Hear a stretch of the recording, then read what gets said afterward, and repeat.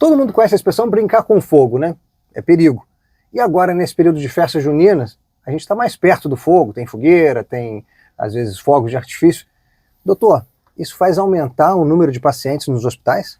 Nesse período aumenta bastante, em torno de 30% a 40%, e disso aí a maioria são crianças.